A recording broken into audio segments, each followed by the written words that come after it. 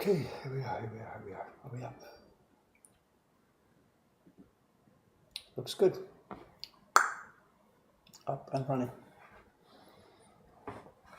Okay. It's going to be a bit of a mixed up stream today, I think.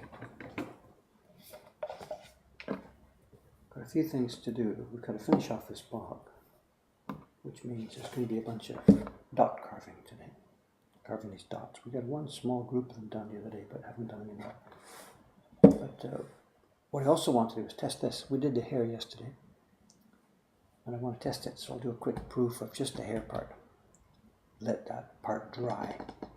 I can't proof it and then cut wet wood, so I'll proof it, have a look at it, let that dry, carve some dots, come back and adjust it. No soup. The girls, I talked to the girls, I postponed it a couple of days. Subi-san is taking extra time to do the Times Burn Bright print. She had originally scheduled that to be finished probably today or this weekend, so she'd need a new job from Monday. But she and Cameron-san and John-san are spending more time on the Times Burn Bright print than they expected.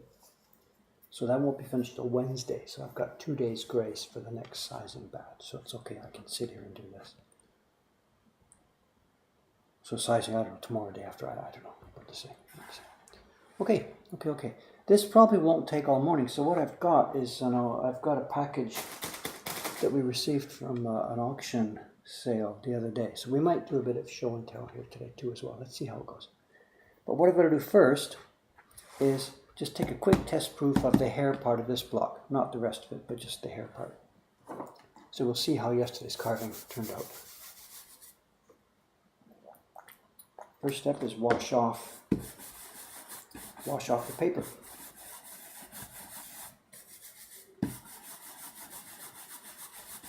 Wash off the gunpei.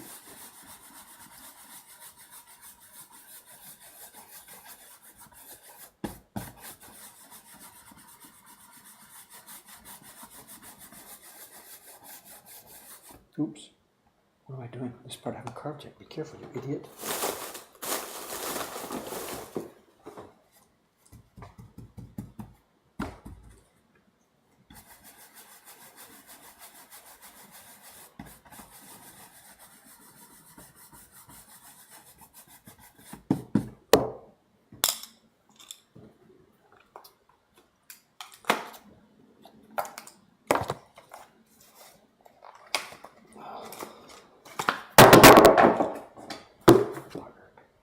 Okay, what's happening here? Good morning. Do you have some of the fans? I can't quite reach them, but yeah, I can go and... John! Let me do the proof first, because I've got to get this done.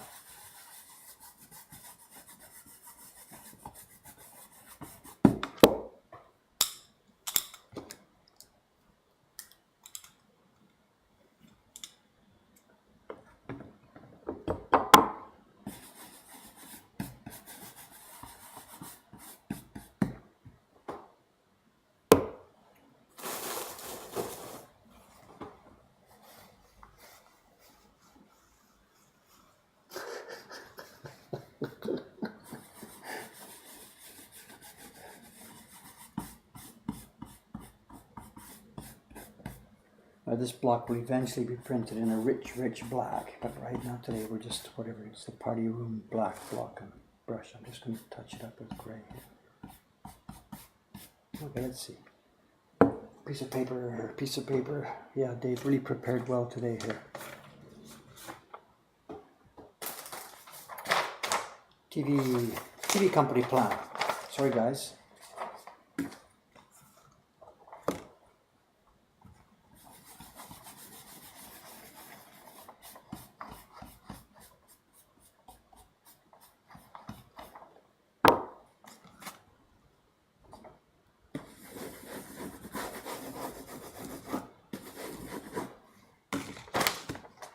Okay, here's our first pull. So we zoom in. Where's going to be a location? Somewhere around here?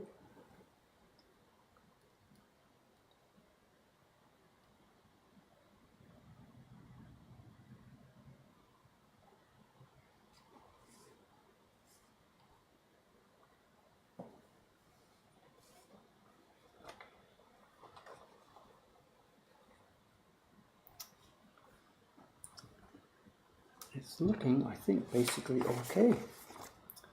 Oops. Things to look for at this point, what I'm looking for would be broken hairs. We don't seem to have any broken hairs. Hairs that are overly long. There's a couple here that stick out past the rest.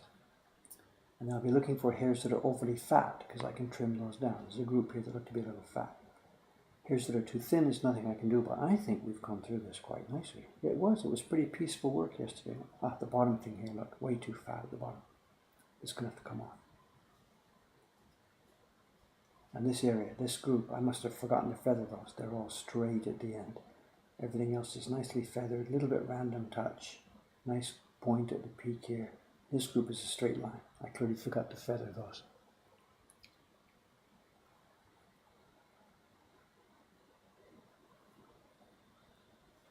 Yeah, I'm happy. There's a couple here. The third one down from the top is too fat. This one, 1, 2, 3, 4, 5, 6, 7, 8, 9, 10, 11, 12. Number 12 is too fat. 1, 2, 3, 4, 5, 6. Number 6 could do with a bit of trimming. So there's a tiny bit of trimming work to do, but overall, I think I'm very happy with this. I'm not so sure about the shapes here. Some of these, I think I've cut the highlights too fat. The highlights could have been a little bit thinner. This may be a big mistake. She has white hair. But again, in the real print, this will be printed grey underneath, so these highlights won't be as stark and as bare as they are right here. But I do think I may have cut some of them too wide, too fat. Anyway, can't cut right now. It's a piece of wet wood, so we'll just go on, move on.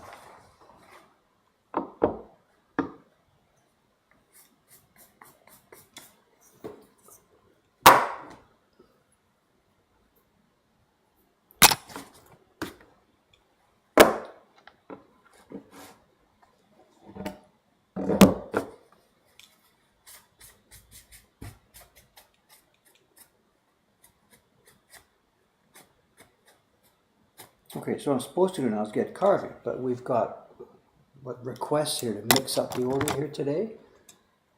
Long-term friend collector John is asking me to switch it around here. Or John says, okay. What's the schedule? Are you leaving in 15 minutes? What is it, 8 o'clock? Enhance. Whatever, let's look at some prints. I don't care. For me, it's all the same. What do we do? All this work is waiting on my desk anyway. Let's put this away for a minute.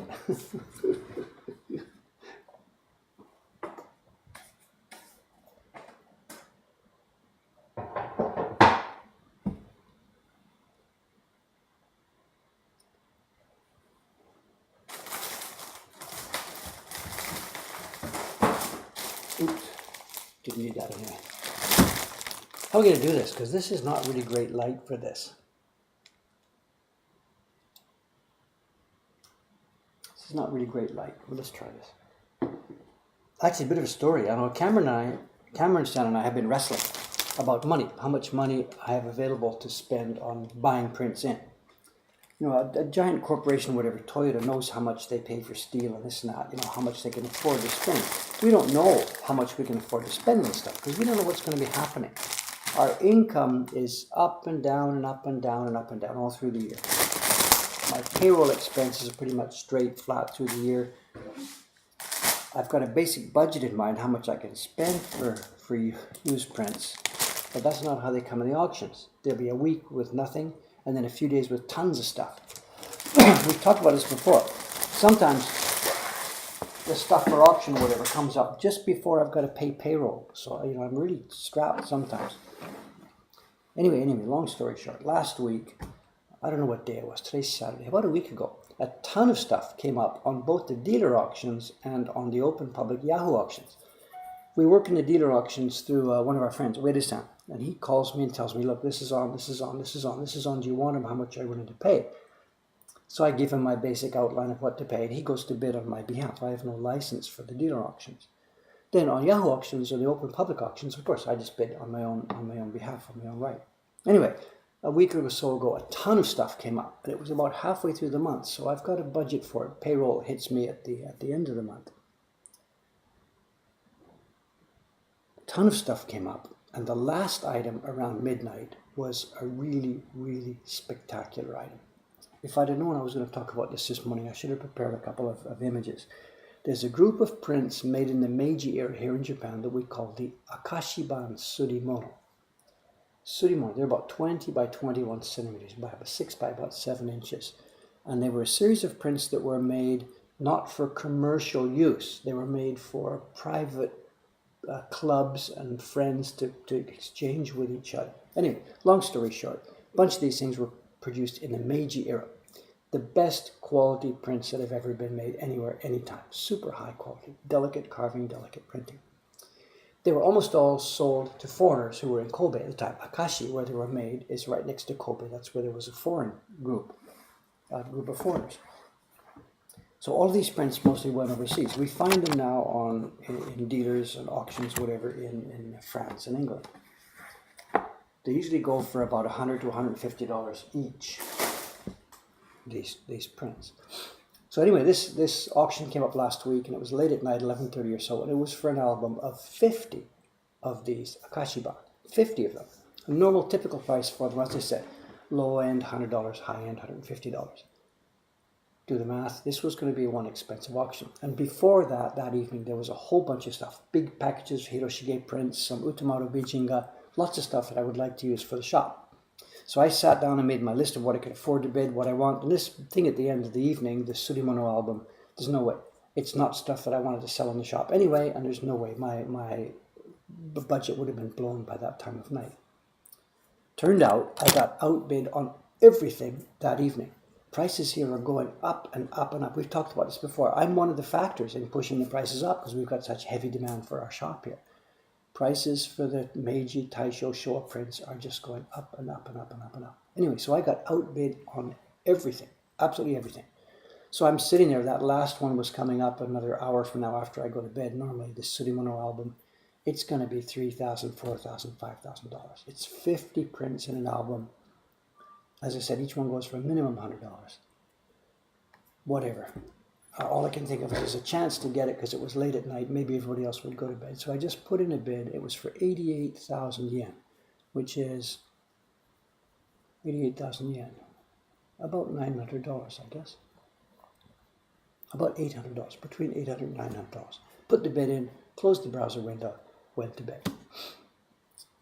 You know the story because I've got it here. Woke up in the morning. There it is. Nobody else outbid me. Either they all went to bed or didn't. People didn't know about it or forgot about it or whatever. We have the album here now. And this is an album. They are calling it Tokugawa Jidai, Tokugawa era, Edo era, which is not true. These prints are made in the Meiji era. And I can't quite read this. Oh no. Satsu, isn't it? I can't read the last one. It's the kind of title we would see on an album of Senshafta. So the album may have been prepared for putting Senshafta in, and the guy used it to put in some of these Surimono prints. Anyway, I'm talking too much. We're not looking at prints enough. I've got the album. It's an album of 50 of these things. We're going to need a bit of sidelight here, I think. I don't know if we can do this without blowing everything out. I don't know how to do this. The prints are, as I said, they're the Surimono size. They're on a deluxe paper. They almost feel like cardboard here, but it is super deluxe, beautiful, 100% Hosho paper, beautifully calendared, and all the printing is sort of deeply embossed into the rich surface of the paper. You sort of can't see it. I don't know. We'll go through it. We'll get to a few where you can see some rich, deeper embossing. And they all have, it's poetry, a couple of poems, and an image. And as I said, the Surimono prints, they were commissioned by poetry groups for use as exchange with each other. Each group would exchange with another group at the year end. And they would pick one or two of their poems, the best poems they'd made during the year, and send it out to a printmaking workshop to have prints made. And they are embossed and lacquered and metal. This is not the best circumstance to show you, I'm sorry. We'll try and get a web page or something made for it later.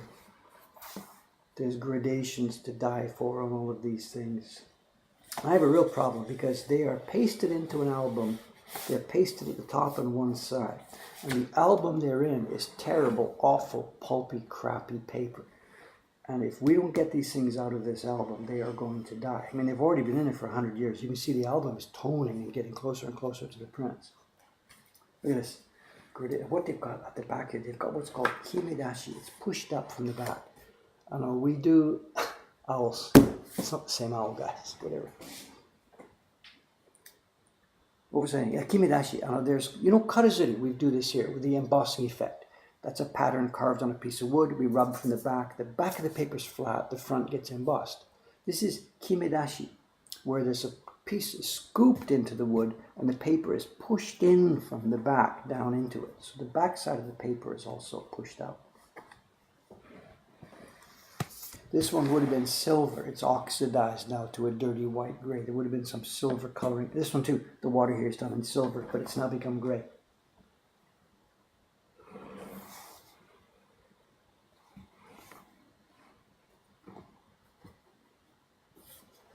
This is a treasure. It's an absolute treasure. Another octopus. I've got this print already at home, actually. I've got a bunch of these myself, but I don't have an album with 50 of them. This is lacquered embossing. I think we can zoom in. Oh, here, look at this, look at this, look at this, look at this, look at this. Let's try.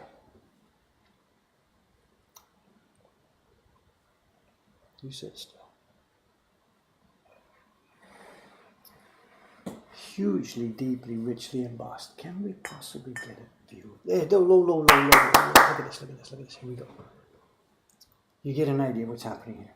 This is embossed so deeply I could climb down the stairs and get inside there. It's incredible, absolutely incredible. The paper is so thick and so rich. Even the lettering, you can see it, right? The way the lettering has been carved and printed. It's like letterpress. Well, it is letterpress.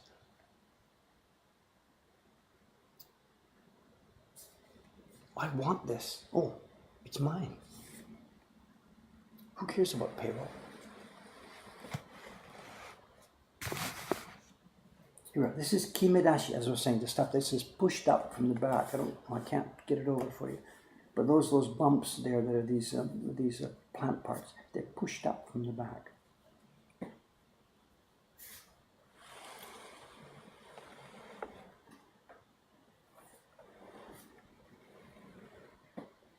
Some Hiroshige fish. Look at it. You can just they're so luscious.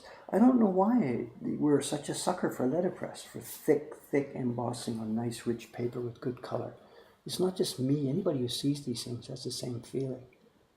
I'm lucky the thing has people have a taste for this, because other than that, flat digital glass screens, you guys have got it. You don't need to buy woodbuck prints. Oh, this one is interesting. I've got this one at home already, and my copy is actually better. My copy's got good copper on this one. This one's oxidized out.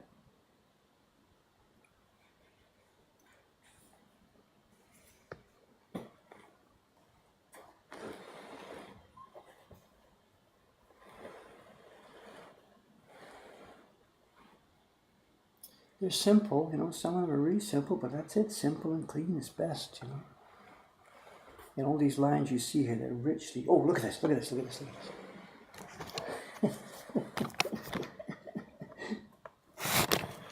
You can get this, right? What is it? Is this karazuri or kimedashi? It's karazuri, it's just flat. The paper is flat on the back. And this is only possible when the paper is so rich and so luscious and so thick. What they've done is, the poetry guys, what they did was the meetings, they would have New Year's meetings, and Poetry Group A and Poetry Group B would arrange to have a meeting, And these guys are normally, they're merchants whose hobby is, maybe they're doing haiku. These are not haiku, these are what's called senryu. It's the same structure as haiku in terms of syllable 757 and stuff, but instead of a genteel seasonal flavor of something, they're satirical. They're satirical. Now and then we see translations of some of these in a research book or whatever, and they can translate the words, but they can't translate the joke. It's not a joke. It's whatever. Imagine somebody put a poem in today's newspaper and it's parodying something that Trump said yesterday. Whatever. 100, 200, 300 years from now, you're not going to know what it means at all. And that's the case here. We know the words, but we don't know what it means. Anyway, long story short, the poetry group, knowing that the meeting with another poetry group is coming up, will pick some of their best poems. All the guys, these are rich merchants, and they're putting their money into a pot. and they send it out to a workshop, a private workshop, for having these prints made. And the point is, no holds barred with the money, because these were not for sale. These guys were going to get maybe just say 50 copies printed, keep one each for the 15, 20 guys in the group, and then the rest will be presented as an exchange with another group at New Year's. And you could see how it would work, because we can see the history of these things. This is 1820s, 1830s, 1840s. There was a run on these things for 30 years or so. And the earlier ones are okay, and they get more and more and more and more sophisticated and spectacular as the years go by. And it was what's the word? A war, not a war, an escalating war. What do they call it when it's a war that everything gets more and more and more and more and more? I can't remember the word for it. But you can see the idea. These guys go to the group. They have their New Year's dinner. They drink a bit of sake, they say. And before this, arms race. Thank you. And before it's time to go home, they bring out their little package of 20 prints. Say, gentlemen, here's our little present for you for this year. It's nothing, please. I know they're really no good. It's the best we could do. We failed terribly. Here we are. They would pass their prints across, and the other guys pass their prints across. And of course, here we go. We undo the string. We undo the package. We open. And you can see Group A is whatever they think they've done a good job at the other guys. Oh my God, they had this. Group A opens it up and says, "Holy crap! Look what they've done." I mean, they got blown out of the water this year because the other group came up with something like this. The group says, "Thank you very much. Oh, they're wonderful. Thank you very much. Thank you very much." They go home. What are we going to do next year? What are we going to do next year? We've got to. So they would up the ante, up the ante, up the ante. And it meant more delicate carving, more interesting, more expensive workshop, just more gold leaf applied on it, whatever. And up they go, up they go, up they go. Now the print I've got here, these were not actual prints made in the 1830s. As I said, the surimono as a genre happened in the 20s, 30s, 40s, whatever. I don't know when it ended. You have to talk to a real researcher. But then in the late 1800s and early 1900s, a publisher near the Kobe area, located in Akashi, took a bunch of those Edo originals and reproduced them in super, super high quality, reproduced them, cutting and printing or cutting and printing, and then sold them to foreigners who were there.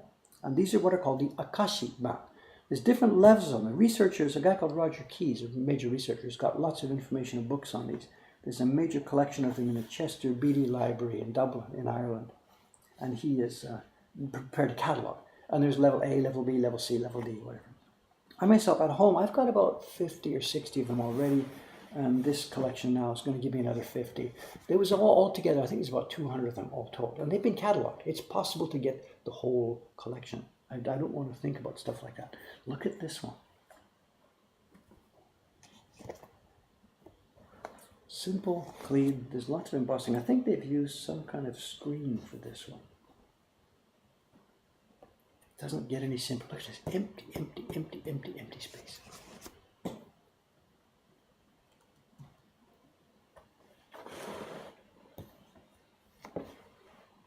Oops.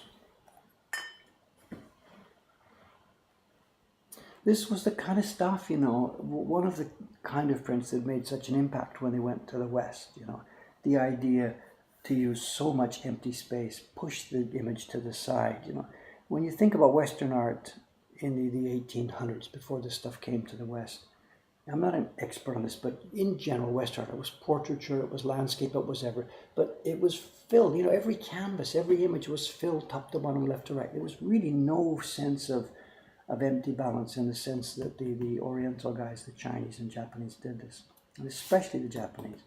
And for us now, it looks like a graphic object. We've seen graphic posters and things all of our lives that have lots of empty space. But that wasn't the case in those early years when the first Japanese and Asian art came to the West. I've got this one already at home too. This is an extra copy. There's a bit of bad news here. See this brown mark here on this one? There's a corresponding brown mark over here. So something fell inside the book and was closed and shut inside for 100 years.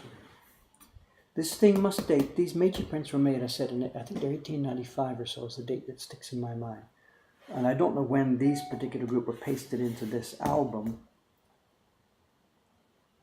I don't know, it could have been very soon. It certainly wasn't long after that. This is certainly Meiji era. This is not Taisho or Sho. So this album itself is at least 100 years old, and perhaps 100 and max 130 years old. So I don't know. And I'm going to have to destroy it. This sounds awful. Not the prints. I'm going to have to destroy the album because these prints are going to die if left on this awful, terrible paper backing. And what I'll do, the way I'll do this is I'll cut each page off separately, and then they will go in a warm bath. Print will stay in a warm bath for 10, 15, 20 minutes, at which point the backing paper, because it's pulp, will start to dissolve and the glue will just float off and the print will come away. I will dry it and print it and dry it and press it. That won't spoil the embossing. These prints were soaked when they were being made. It's not a problem for them. And the album itself is not anything of superb historical interest. As I said, it's even misdated. Look at this, look at this, look at this. Can we zoom in a bit more? Let me find a spot here.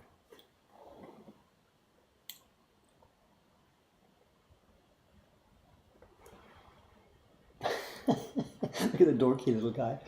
But my God, the detail, the detail, the detail. It's insane stuff. And you can feel the paper is palpable. This is not great art by any means. This is over the top, too many colors, whatever. But my God, look at the delicacy of the gradation here. They've even put like little flesh tones makeup on different parts of these guys' faces.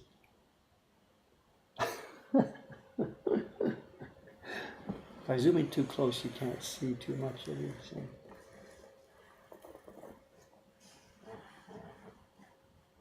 They are just to die for, just to sit, get a nice light. When I got this in the other day, you know, I showed the staff, we put the lights out in the shop and took it near the front door, just by the gate where you are here.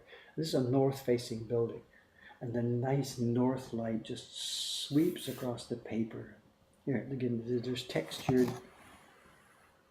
Not sure if you can see it. They've done it's a Nuno Maizuri, but Nuno Maizuri is when you cut a shape, you put cloth on the block, and you rub on the back. And this is not that. It's the same idea, but they've used some kind of metal screen.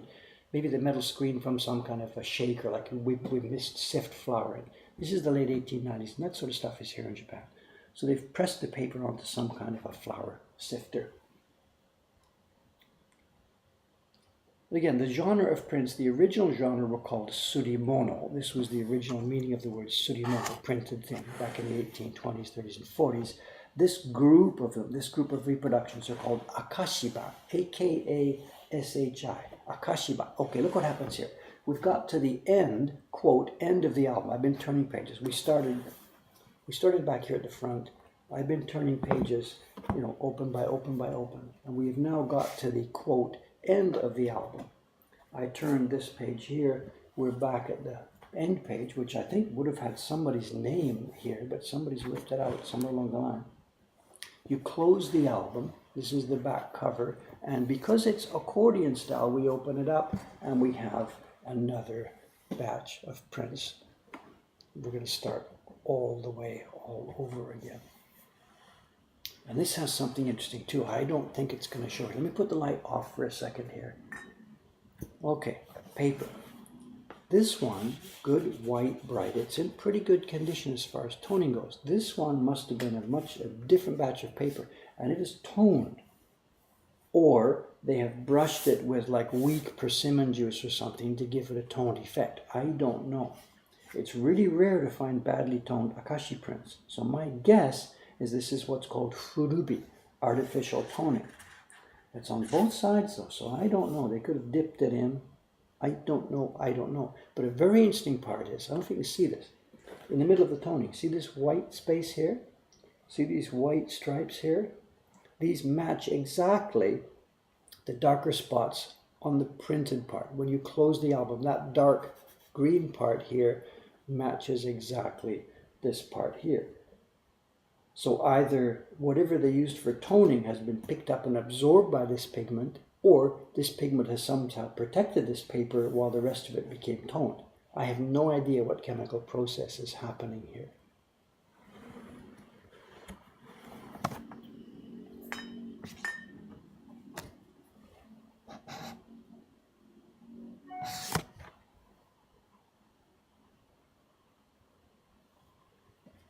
And again, to harp on the same thing, it's the three-dimensionality. Every line is pressed richly into the thing.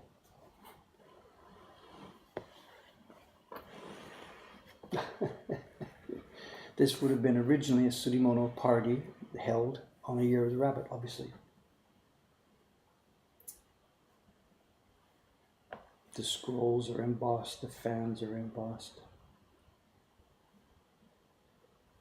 There's a bit of silver pigment. It wouldn't have been real silver because real silver goes black. This is still silvery.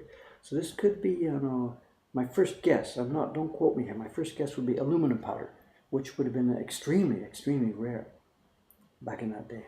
Aluminum to us is nothing, but it was originally something quite rare. But I heard, somebody told me that the Washington Monument in America, that the capstone of it is made of aluminum because it was worth more than gold back at that time. True or not, I don't know. You can Google it. Look at this one. Look at this one. The crane decoration on this table is embossed so much. Oops. Yeah, we can see it.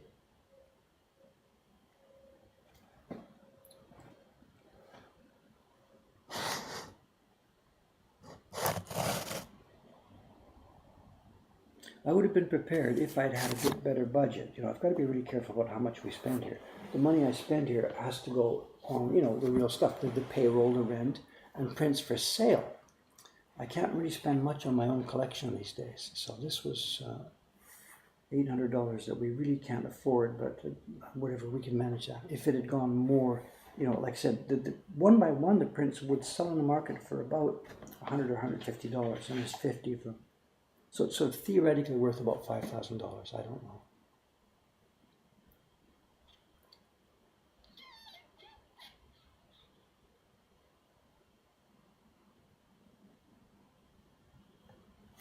So I was right on the aluminum, the Washington Monument.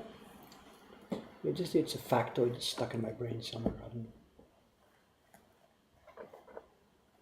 Bunch of birds. It's a bird cage, of course, below them. This is a bird cage. And birds. Maybe they're flying free in the room. Who knows? They look like sparrows. I don't know.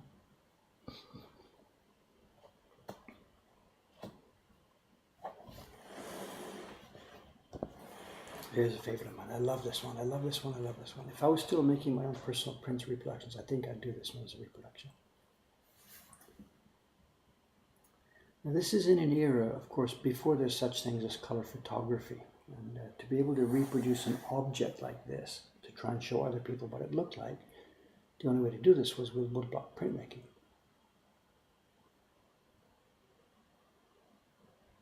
It almost looks real. Look, it almost looks real with shading around the edge,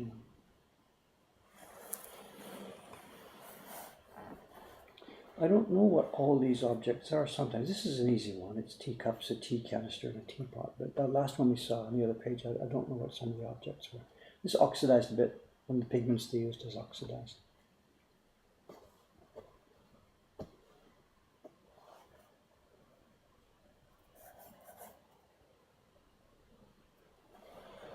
Yeah, the effect of the cracking, right? They're giving the ceramic thing has cracks built into its structure. I think it's part of the decoration. These are Kyogen dancers from a Noah theater play.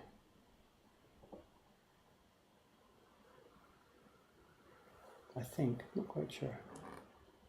It looks very similar to Hokusai print I've got, which is supposed to be about Kyogen. I don't know, I shouldn't tell you. Well, this one's famous. I've got this one already in my collection at home.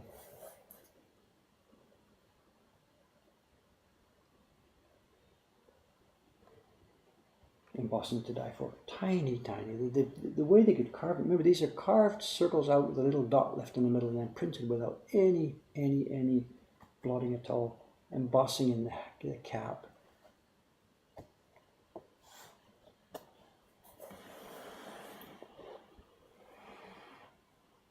Are we nearly done? How thick is this thing? Are you bored yet? Just one after the... Look at this. They've done... You can see it, right?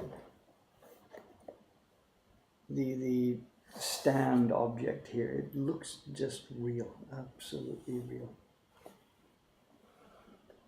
Scissors. Somebody's doing flower arranging. This next one, this is, I'll just zoom out a bit. It's a cart, a festival cart that people would pull.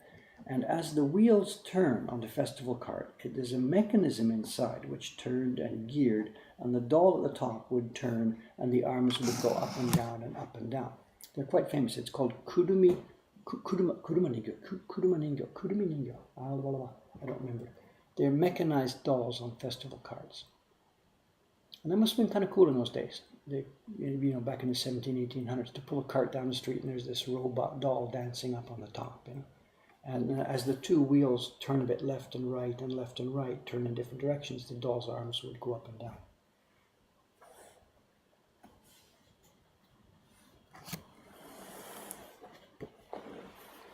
This is a little bit different theme on this one. This is a pagoda from, it says Koyasan. I don't know, I've never been up there, Koyasan in Nara Prefecture. And this surimono, this is different. This is not the delicate Senryu poetry. This is some kind of surimono that would have been made. Maybe the poetry group, I'm guessing, totally guessing, took a trip to Nara and went to Koyasan and came back, and they would have made this in commemoration of their visit. I'm just guessing. It would be something like that.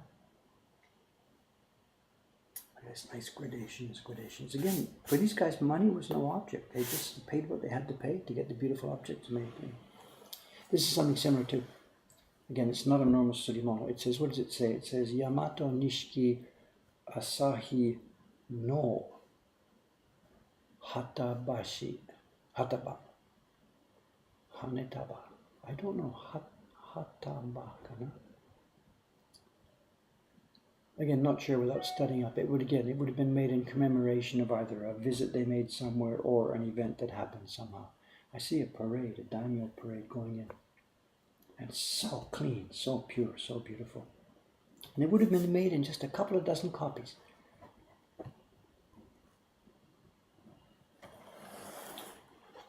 No, I don't speak German. That's my brother. My brother lives in Germany, but I don't speak German. They're making a temari, a ball made of woven string, round and round and round. This one's a bit strange. I've got this one at home too. You can't see it here, but what looks like grey is actually silver. There's some silver left or aluminum left, whatever.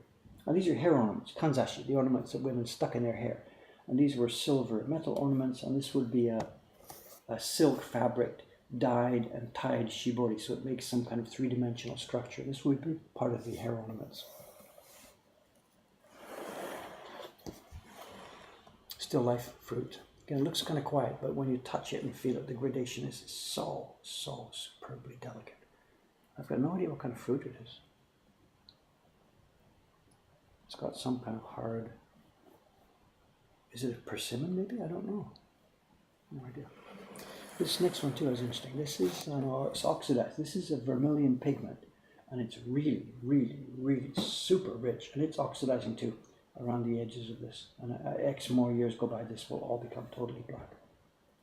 And I don't know what this object is supposed to represent. My guess is it's tobacco. So there might be an old pipe in here and tobacco in the pouch.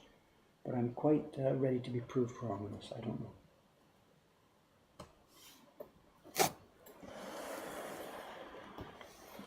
Oh, here we go. The famous. We have here two. We have Ebis and Daikoku, the two guys. He's fishing. He's caught a bream, a tai or meditai, lucky bream. And he's got embossing and everything. He's got silver patches on his pants. And of course, the hammer. You shake the hammer, and money comes out. Whatever. It's a symbol of good business and fortune and stuff. And we're almost here. What a few left, right?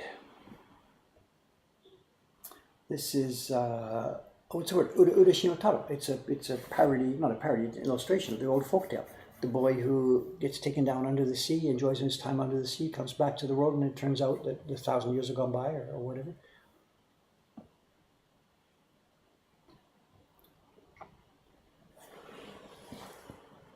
This one carries the signature of Hiroshige, which he might have had something to do with it. He might not have had anything to do with it. Who knows? I don't know. A picture within a picture. Crane. It'll be a New Year's, something.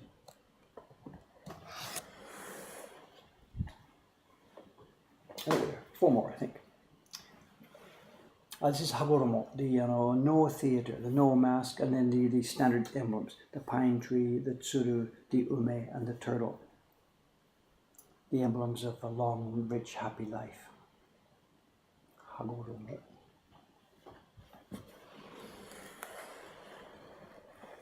Not sure what this represents. It's a Heian era clothing, a cloak, a hat. I don't know the fruit. I'm not sure too. I don't know. There's endless room for research into what these things are. And here's the last two. This one's over the top. If this was brand new, and you'd be able to see it's got metallic pigments everywhere, which have now totally pretty much oxidized and faded. She's got delicate makeup here. Her hair is carved pretty much about as well as I've just carved mine. The kimono is embossed. And the whole background of the whole thing is embossed in what's called the cracked ice pattern here. It's a pattern that was commonly in use in a lot of these sunimono.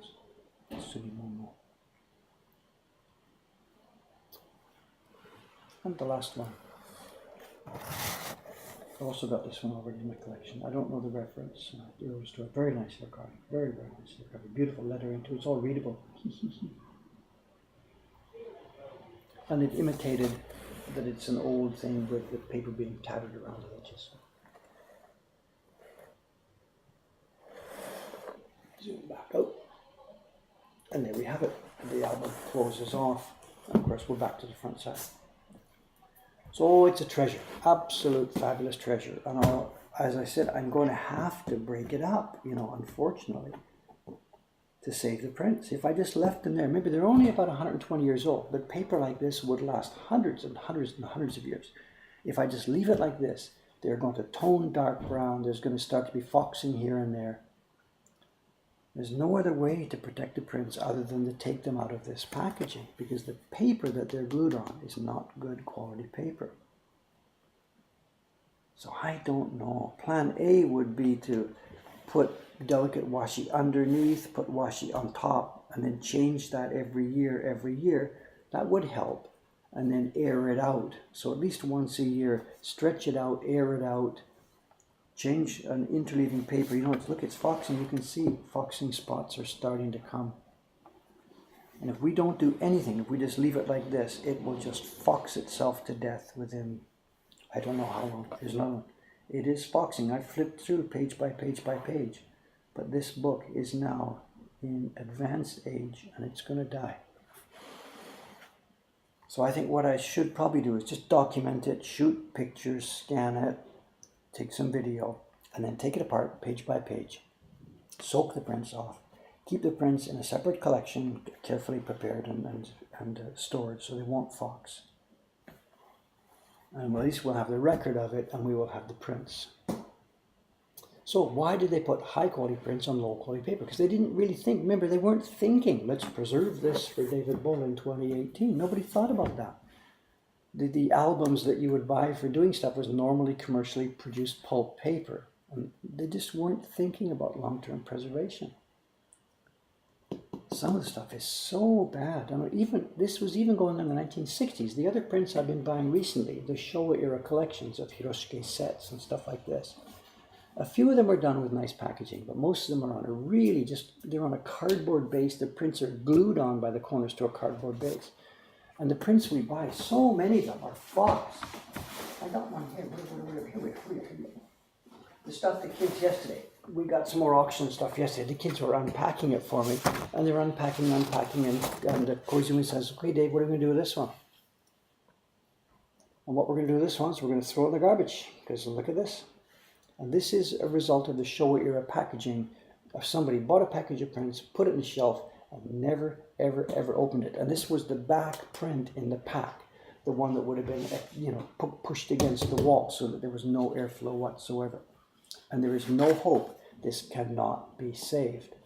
If you talk to like the Library of Congress preservators or whatever, they can get out foxing with a little Q-tip and some bleach dot by dot.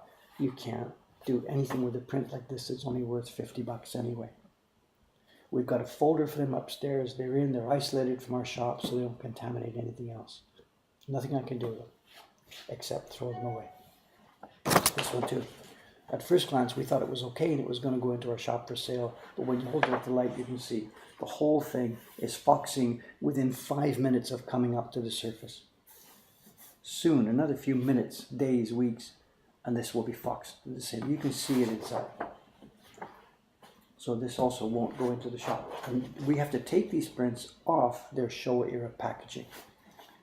This was really nicely made, you know. They took really nice care with the carving. The hair is printed smooth, rich black, good sizing, beautifully made. Beautifully made. This is the last era, 1960s, before it fell off the cliff. But, oh, can you see it, the brown, eh? The brown speckling? I don't know if you can see it. It's clear. Here, you can see it. It's foxed, foxed, foxed, foxed, foxed. So back then, nobody knew and nobody cared. Okay, I think that's it. I really should do some work. Okay. Where's my blue cloth here? Well, you can't say anything wrong. Believe me, that one was totally, absolutely, foxed.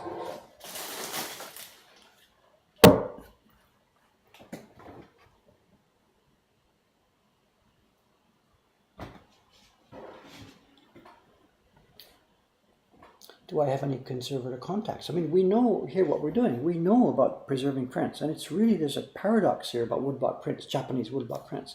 The paper most of them are made of it'll last a bajillion years. It doesn't have the kind of stuff that oxidizes quickly like many pulps have. It turns out that just the bare raw mulberry fiber, which is all these prints are made of, just lasts and lasts and lasts. The problems always come from the packaging, or from being packaged so tight and never exposed to the air. So that's the paradox. The best packaging for Japanese prints is no packaging, no folder, no books, no frames, no nothing. The best packaging for a print is no packaging. But what are you going to do? How are you going to take care of it? What are you going to do about it? So what we do, what a good museum will do, what they all do, of course, is they've got washi paper, blank washi paper, which is the same kind of paper. They put the print into it, lightly fold it, and keep it. And they keep it in museums keep it in environments where there's, humidity is controlled, temperatures controlled, blah, blah, blah. Those of us in the real world can't do that. But we got to avoid damp. You've got to avoid still air. So that a good collector will have his prints, and at least once a year on a non-damp day, an October beautiful blue sky day, whatever, take everything out, lay it on the floor, let it air, wibble it about a bit, and then get it back in. Keeping them in plastic is death. We ship prints in plastic for obvious reasons, shipping. But once you get it, throw the plastic bag away. They need to breathe, and they need to be away from dampness. And the best packaging is no packaging. Okay, I gotta do some work.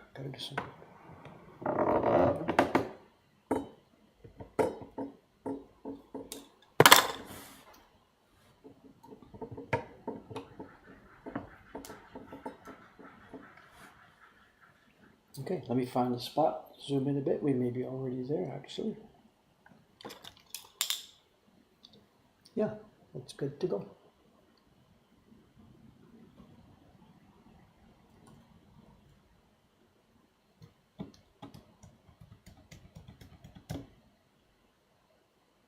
In the original plastic, you mean, what people collect stuff in the original plastic wrapping, game cartridges or whatever.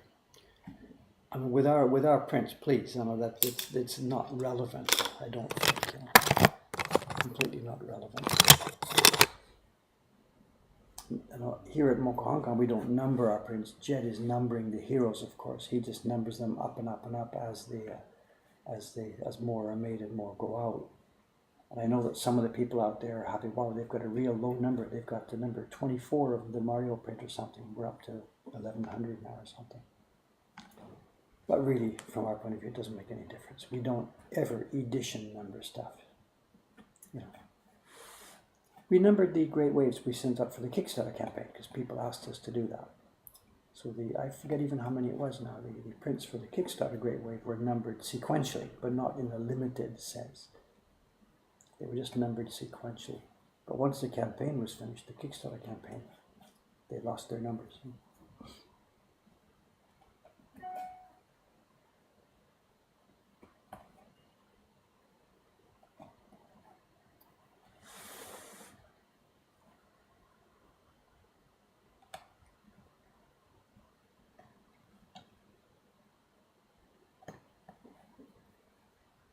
This knife is still super sharp from yesterday's hair carving.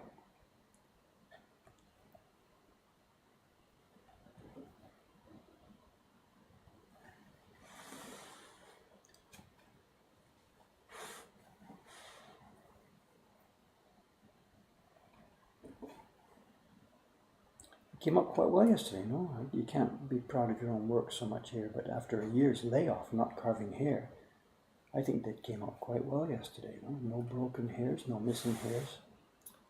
I was a bit careful. Some of them are a bit fat, which I can trim down. I don't think I lost any. I'm kind of happy with that yesterday.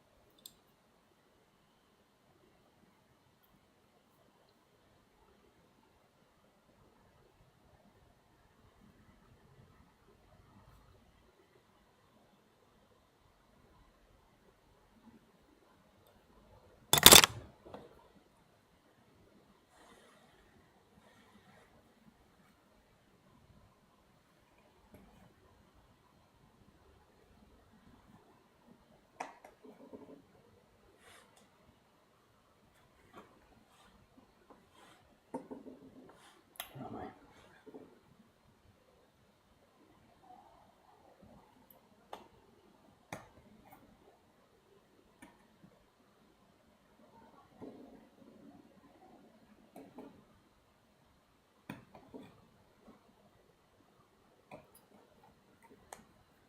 Now that this block is almost finished, we'll be moving on to the next block in the series. There's how many are done? These are 3 out of 8 blocks. Now this is the 3rd out of 8 8 faces. It'll be 4 pieces of wood carved on both sides. So the key block is done. This is the block for the black highlights. We also have already finished, as you've seen, the block for the green seaweeds or anemones, whatever they are. Then next up is 5 blocks left, and there'll be 2 for the octopus bodies. One will be a base tone for the octopi, octopuses, whatever, and one will be a textured block. It has lots of dots and textured skin for the creatures. That leaves 3 blocks. Then there will be a block, one more block for the seaweed stone area. It's kind of a yellow tinged tone to give sort of a rocky feeling to that area. Then there will be a background block for whatever it is, if it's the sky, if they're outside, this amorous couple, or it's the generic sea background. I still don't know whether they're outside or underwater. I think they're outdoors, but no. And then the last block will be the lettering, because we have to carve the lettering. That's going to take me a day or 2. I'm going to save it for last. I would normally do the difficult blocks first. I would do the key block first and the lettering. But here there's a bit of a different feeling because we're going to have this print available in versions with and without lettering. So I'm just going to run all the other ones first, the other 7 faces, and start producing the print. And then while that's going on, I'll get busy with carving the lettering because that's going to take a while. So the earliest versions of the print that we'll have available will be ones without the lettering.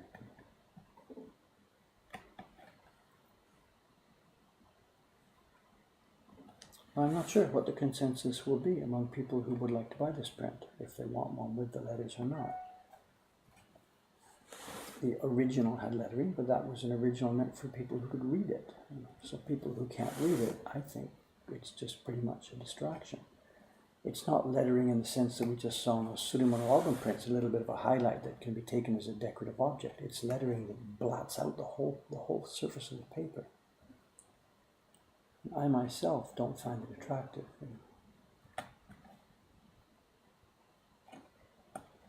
So we'll see.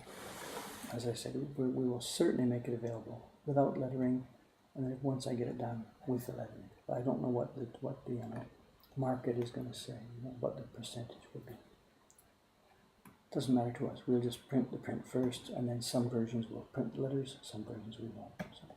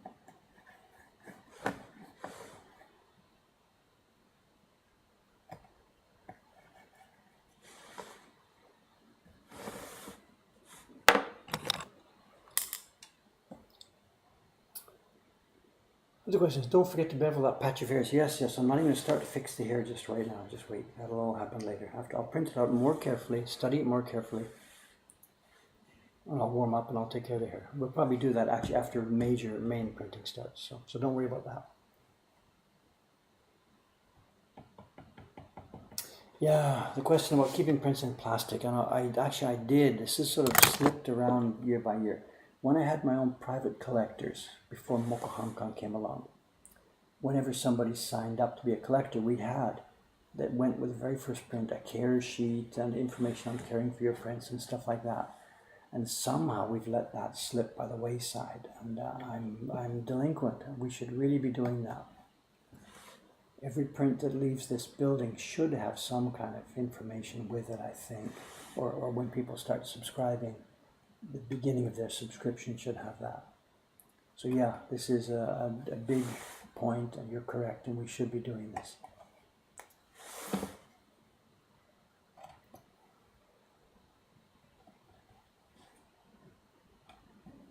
The thing about not keeping them in plastic, it's not 100%,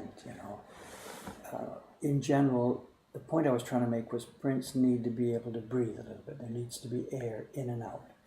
But then there is the potential damage of water damage. If they're being stored in an area where water could come in, then keeping them in the plastic in that marginal case would help. And we had that once. A customer of mine who collected the 100 prints, the 100 Poets series.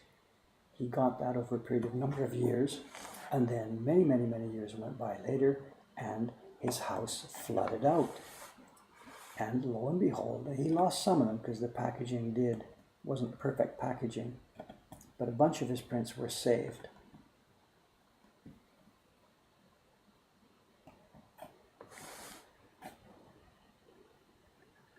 By the plastic packages. But that's a pretty rare case, I think, pretty rare case.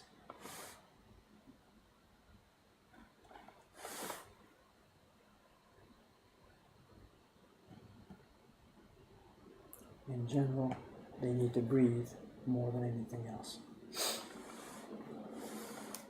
I'm lost here. Where am I?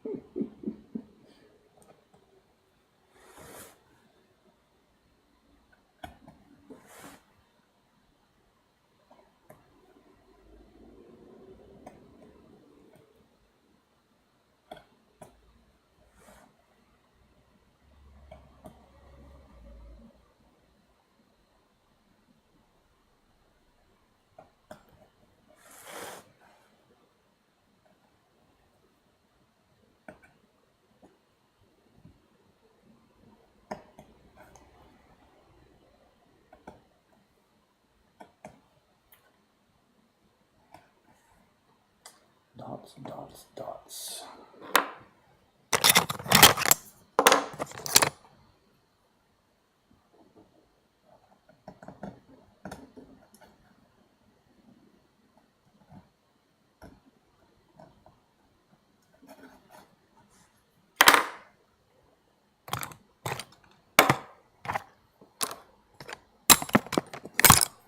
Keep my microphone in the knife box. You can hear that.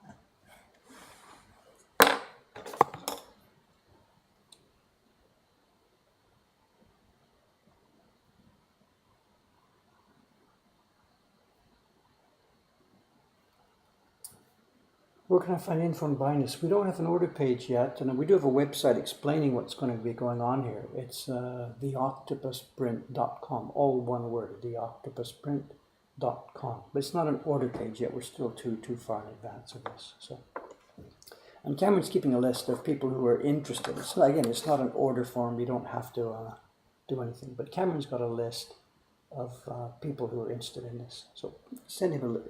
I think from that website, theoctopusprint.com, there's a place to put your name on the list if you like. But we're not taking orders yet.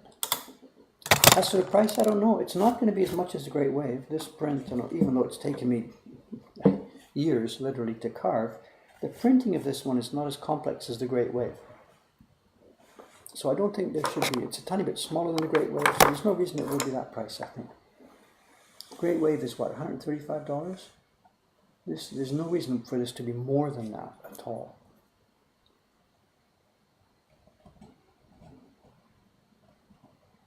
We'll have to find out once we start printing and we see how that hair goes and how many spoiled copies we get and stuff like that.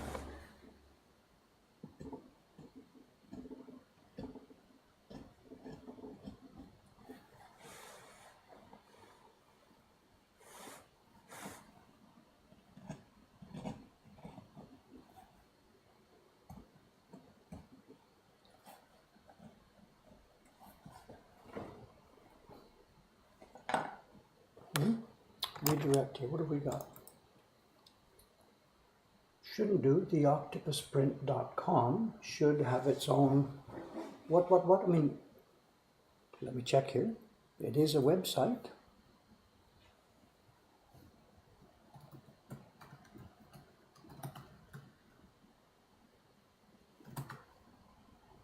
Theoctopusprint.com.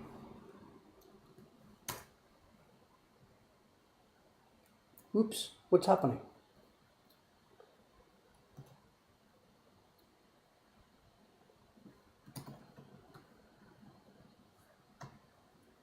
Maybe when we went with a secure server, I changed some of the settings by mistake. Just a moment here, please.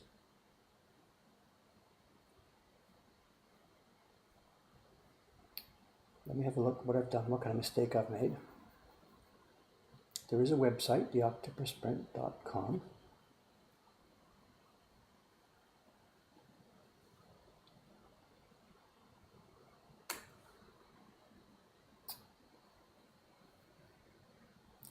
Right, I'll have to look at this once the stream is over here. I'm sorry, I've borked one of the settings somehow.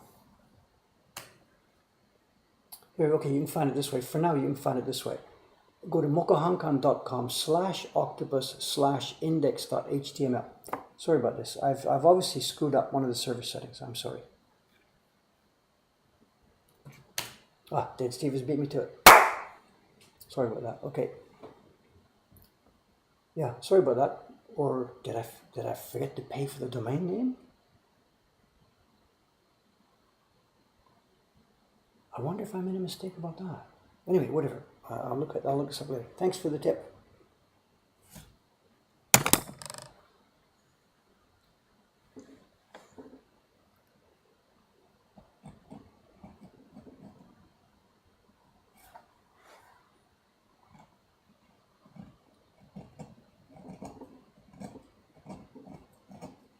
That's why there hasn't been too many requests coming in lately. So, God. Server-side programming. Yeah. htaccess.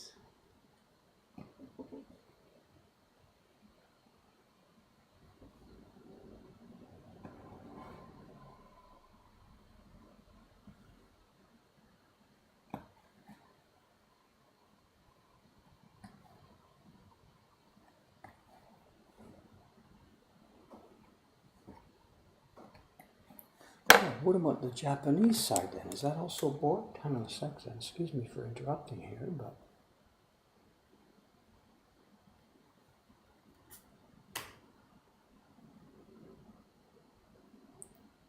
No, the Japanese side works. That's also in a subfolder. Okay, no idea. No idea.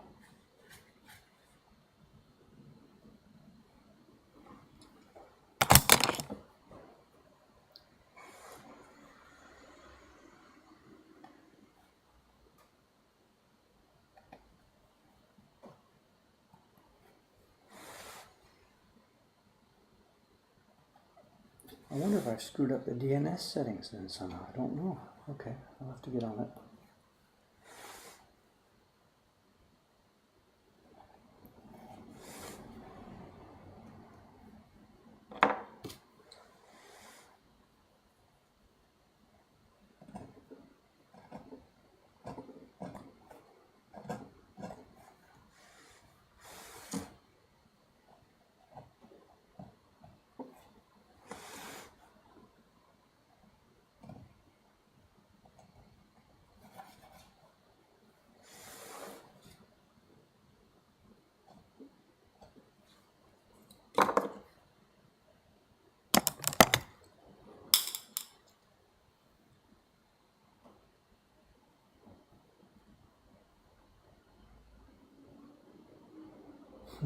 Okay, yeah. Right, so it's not a domain registration problem, it's a DNS setting problem, I think. Or maybe it's my htaccess file at the top level of the Mokohan server. We did muck around with it a lot recently. We had lots of problems when we went to an HTTPS setup. It killed a lot of other things.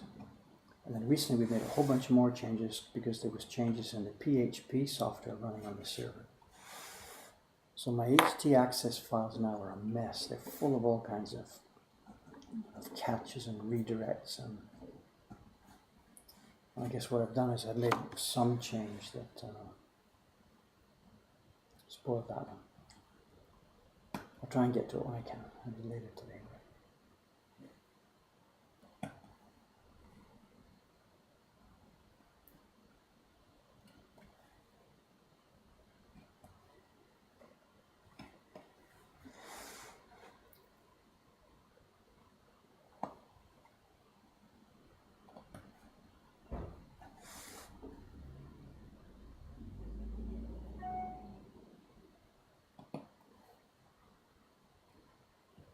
Today being Saturday, there won't be any other guests coming by here today. Cameron's off because it's the weekend, of course. And today it's going to be a mixed day for us. It's going to be busy in quotes, but it's going to be not so busy for us. Asakusa is busy. Today is the Samba Carnival, the yearly Samba Carnival. And there's a bunch of teams, a dozen or so teams have come from Brazil to do a competition, a Samba competition down the street here. And there's a bunch of Japanese teams too. Of course, we'll be doing this. And I haven't been out there this morning, but down on the main road already. And this is only like 9 o'clock in the morning. We're still 4 hours away from the start of the parade. People are set up with their cameras and their chairs and their little ladders to try and fight for space on the main street to take pictures. right there down there now it'll be a war zone. There's just elbows and fighting and jostling and people standing in front of each other and already to try and establish a picture ground.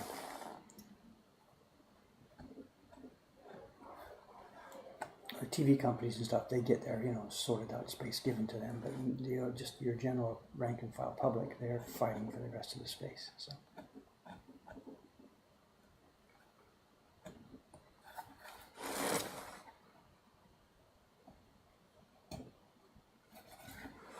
And the weather's good. It might sprinkle a little bit, but in general it's okay. There'll be no downpour today. We just missed the typhoon.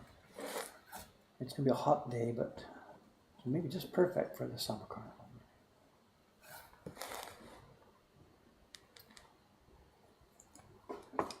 Crap, the costumes. I saw a picture from last year. These ladies are, there aren't much costume. They've pulled it down to about whatever the minimum that's possible to be on the street. Is it street legal? I don't know. This is why the photographers are so eager to get out there and stake spots. There's dozens and dozens of these teams come by, these ladies. And what normally goes in Rio doesn't go on the streets of Tokyo, but this day of the year it does. So they won't be coming in front of our shop here. It's over on the main street near Kamidaimo.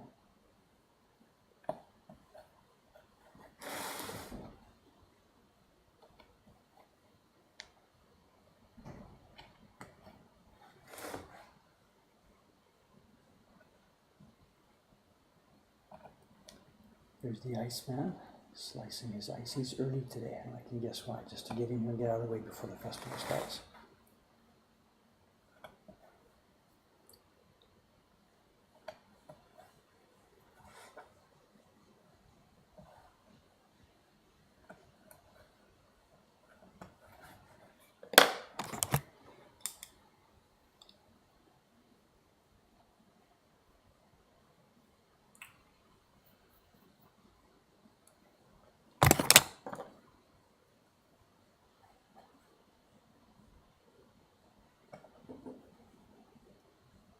If you just Google Asakusa Samba and then look for the image page, whatever on Google, you'll see the kind of action that's going on here.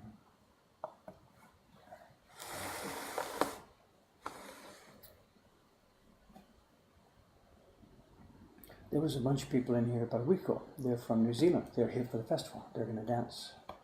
It's something to do with the rugby. There's a rugby team support group or something. And the Rugby World Cup, is that what's happening here next year? And this was an advanced team come to join the Samba Festival and promote rugby or whatever.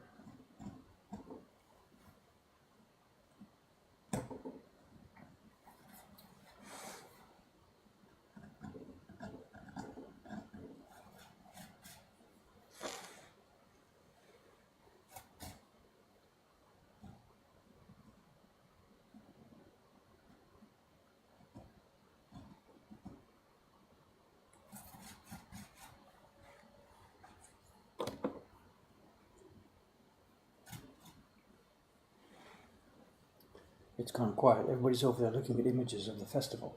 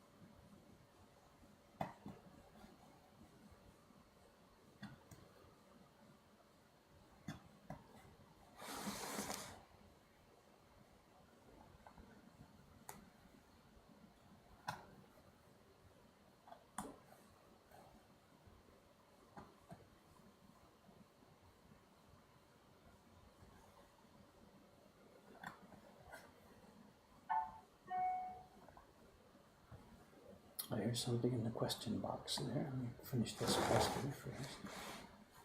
That'll give me enough time to forget.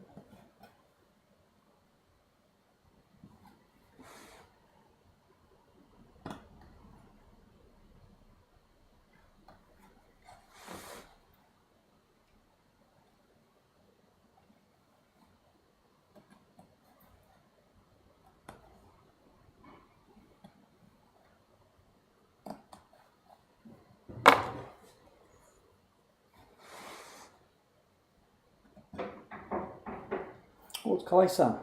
He's going to head upstairs first, take his bag and stuff. Is it that time already? 9, I can't see. 9:15, it's a bit early.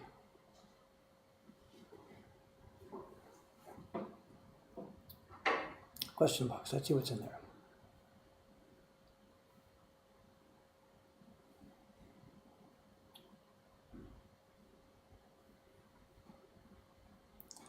Well, Twitch questions. Oh, 2 questions. Oh, one from last week, which I didn't see.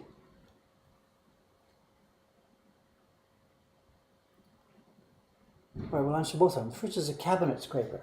Somebody saw me use a cabinet scraper last week to finish dressing the blocks, and somebody says, I've decided to order one online. Does it make a big difference to the finished print? Well, yes and no. I mean, having the wood surface smooth and flat is a requirement for our printing. Whether that's done by a plane or sandpaper or cabinet scraping is a kind of a marginal difference. We've generally found if we sandpaper too much, the surface of the wood really is going to be... Also, good morning. The surface of the wood, I think, is torn, and then fine lines like this carving will get fuzzy, I think. So for me, a plane is always better than sandpaper, in my opinion. And a cabinet scraper is acting like a plane. It doesn't tear the wood, it slices the wood. But that's a question from last week, and that gentleman may or may not be here, sorry. The new question, oh, it's a long one with pictures.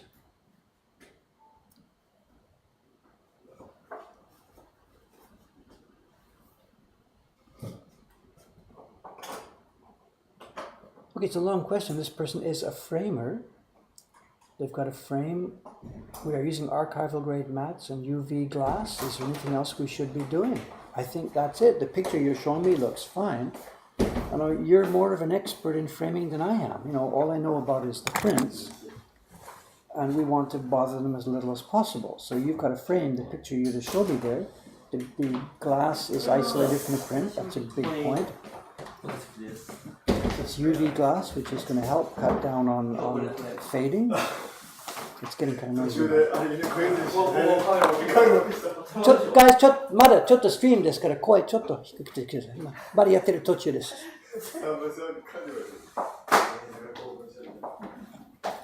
As expected, they're coming in. They're coming from the train station, and they're talking about the festival. And indeed, there are people already, of course, as they said, fighting and lining up for spaces over there. So. And the parade doesn't start for another 4 hours.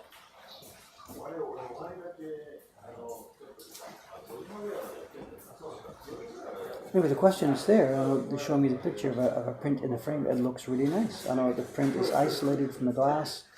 It's UV glass. If it's on an archival backing paper, that's about all you can do.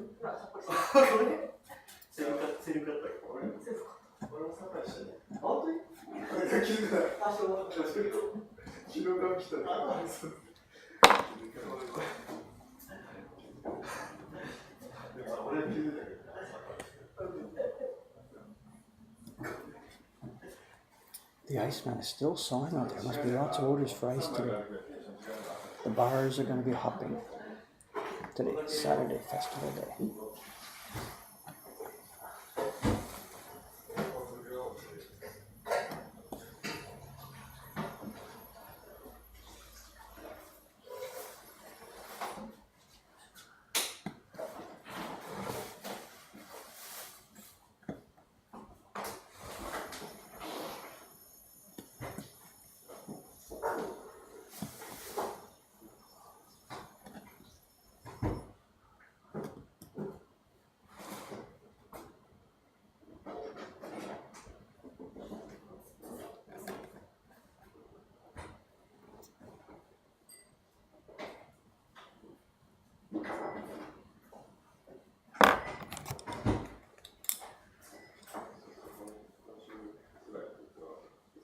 No, I'm not big on framing, but the one that's shown to be there, it's preserving. Like I said earlier in the stream, there's no, paradoxically, there's no good way to preserve prints. No packaging, no framing is the best way to physically preserve that piece of paper, but it doesn't help you against mechanical smashing around. So to preserve them from the mechanical bashing around, to allow you to see them, Some people are going to frame them, we keep them in portfolios, but it's really not good. It's really not a good idea.